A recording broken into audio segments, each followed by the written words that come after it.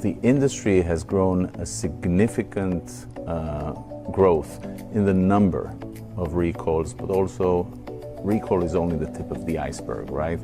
Warranty Week is soon to publish its 2025 results, but based on last year, we're expecting to see $150 billion spent on warranty and recall, or warranty reserves. And the idea that there's more data coming from the vehicles every week, the complexity in each vehicle is getting bigger, and the growth of EVs and hybrids and towards SDVs only increases the complexity of the problems that after-sales quality teams are trying to monitor, investigate, and solve. It's not only about the failed part, which they're after, it's also about their ability to look into new software and new elements that make the problem or the root cause analysis slightly more challenging. It's all about being proactive.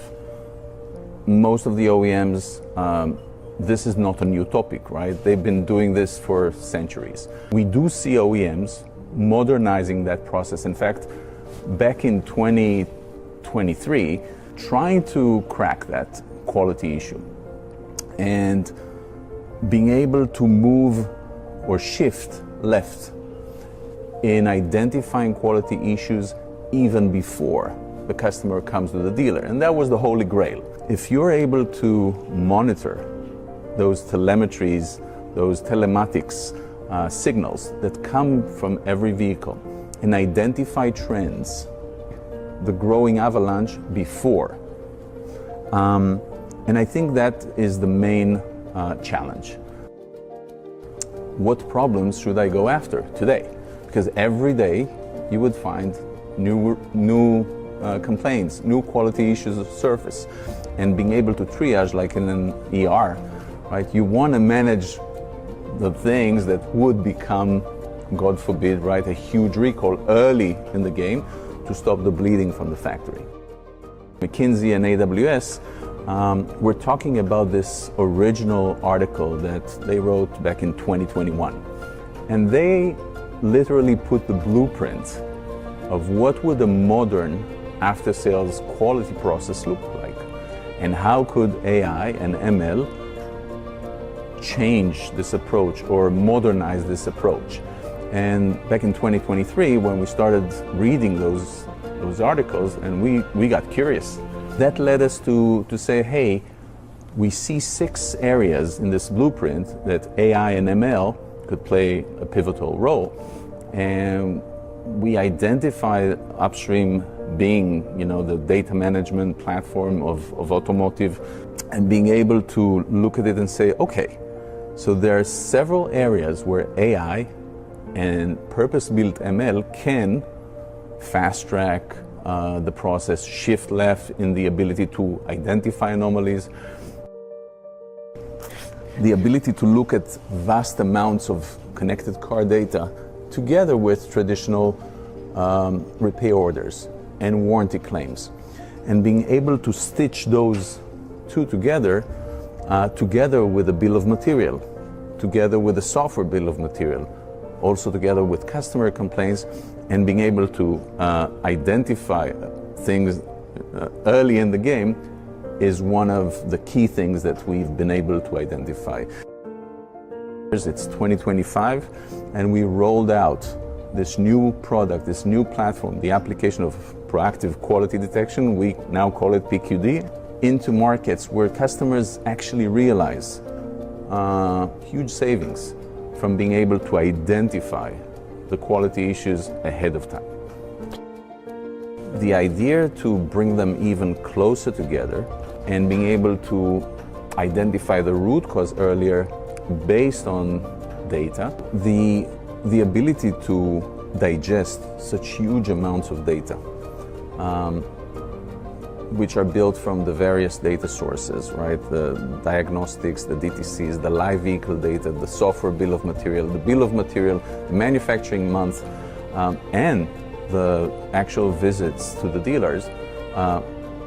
now allow advanced machine learning models, some of them supervised, which have labels, and some of them are semi-supervised, focusing on systems, specific systems, can accelerate the pace that OEMs can connect with the dealers, identify the VINs, which might be the needle in the haystack, that would then help them identify the root cause analysis faster. There's another element, right? Because if you identify or think you identify the root cause and you put the countermeasure in place, how will you monitor the effectiveness of those countermeasures? This is one of the key areas, one of the key cost areas of countermeasure effectiveness. Recurrency prevention is a key thing, and being able to monitor, right, both the field and new vehicles that come from the factory has become a key benefit to customers.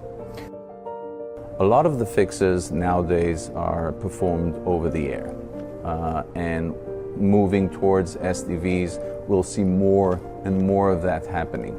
But the better OEMs get, the better the models get, the better the prediction gets, we will see a decrease also in the number of potential recalls in their order of magnitude. So instead of recalling 600,000 vehicles or 200,000 vehicles, we'll see fewer vehicles being recalled, because the fix in many cases could be done via software, could be done over the air, and if not, the system would be able to identify the potential order of magnitude, the specific vehicles out there that needs to be called into the dealer, and then only those vehicles would be called in advance and fixed. We identified two friendly potential customers who became our design partners, and we jointly designed the product based on its core digital twin, its data management layer, and we added on top of it, right, gradually more capabilities that reflect that McKinsey article. So those 6 capabilities became available from 2023 to 2024, and now we're at 2025. So in PQD, you have 6 capabilities, core capabilities. One of them is actually the digital signature, which is the manifestation of the quality issue.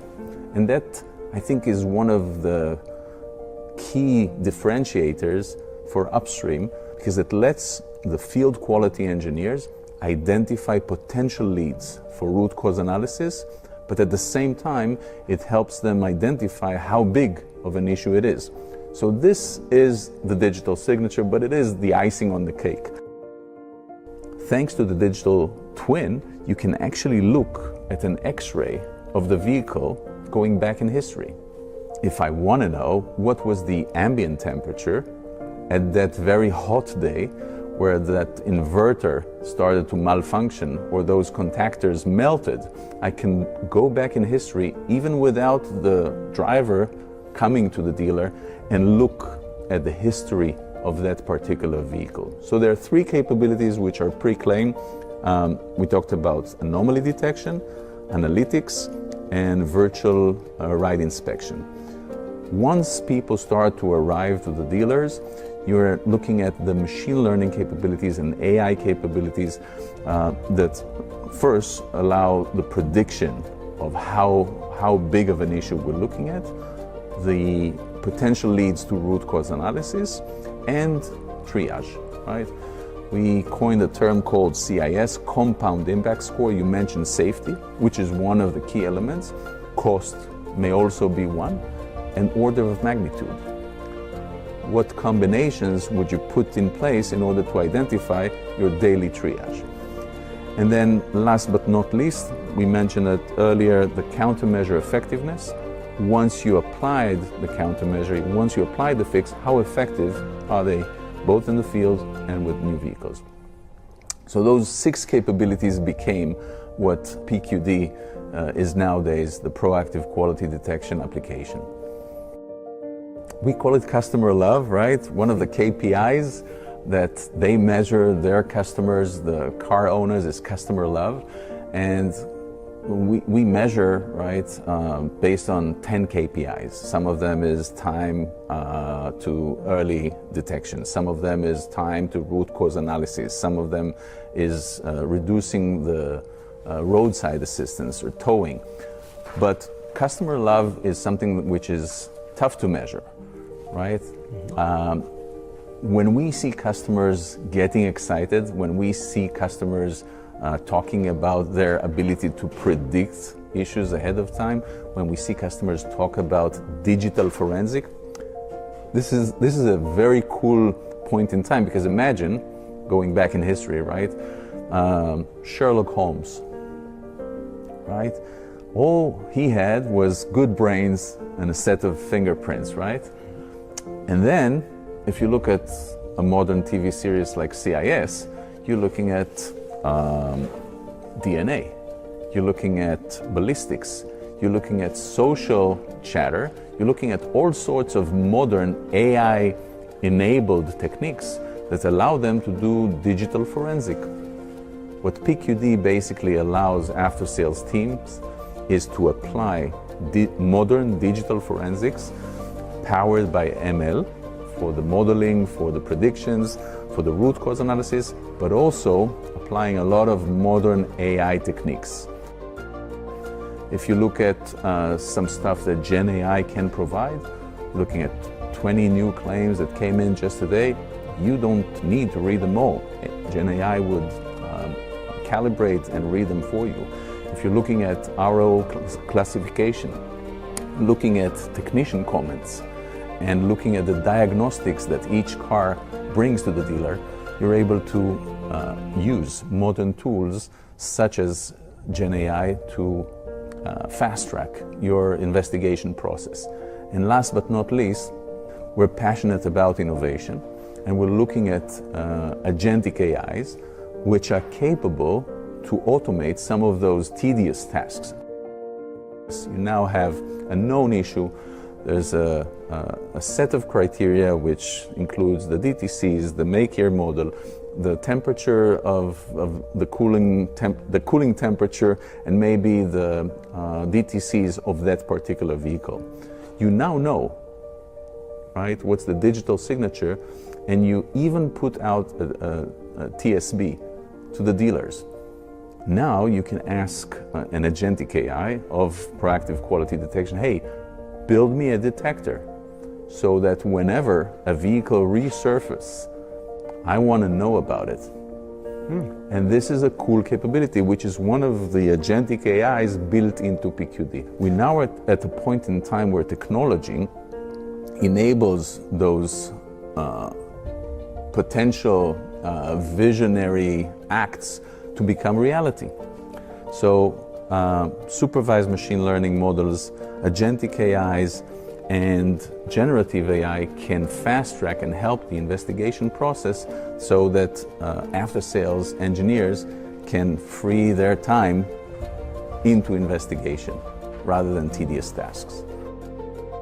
As an ex-Amazonian, we always love to be customer obsessed. So the stuff that keeps our customers up at night is what keeps us up and coding and trying to solve their challenges. But I think that technology is only one element, right? It's one of the pillars in solving an issue, which is as big as $150 billion, right?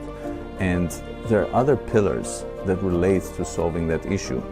First would be the data pillar, cleansing, normalizing, and streaming.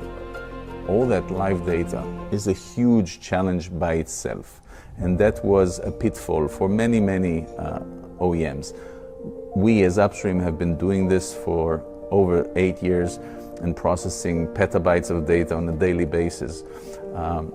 So monitoring over 40 million vehicles, you have that fundamental challenge, which is the data layer. Now, let's assume you resolve that issue and all the data sits nicely in a data lake. Now you need to make sense of that data coming from various data sources and stitch all of them together, which is the abstraction challenge. how do you abstract what happens in real life and be able to correlate what happens to those two models, right, even if they live very far away. So the abstraction challenge is the second one, being able to abstract a single vehicle, a group or a cohort of vehicles, and then the component level. How does my ADAS ECU perform over various cars, right? Not just one model, but many make-here models. So that is the second challenge, I guess. The third layer, right, which has become now very prominent, is, you know for sure, right, that 95% of all AI pilots, experiments, etc., fail while bringing them to production. And being able to go above that, right, is a critical phase. Being able to not only test and validate it in the lab, but in the field, is a big challenge.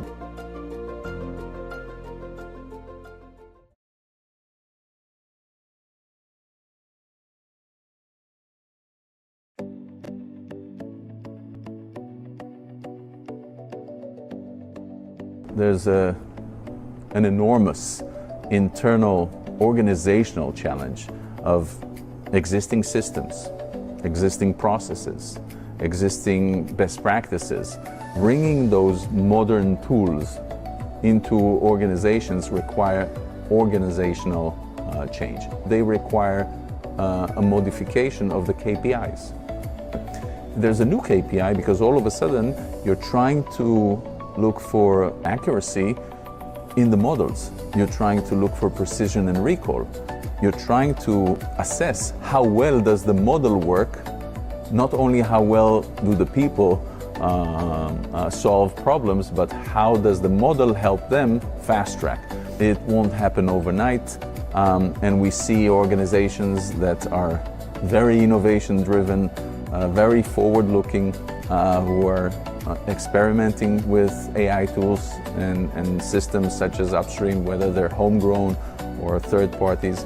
And I think this is the time. Their board level directives, right, would be, hey, how would we be able to implement an AI solution that actually save us $1 billion next year? That's a board level, task coming from the CIO, from the CFO. And on the other hand, how can we reduce that huge warranty cost that we had last year, right?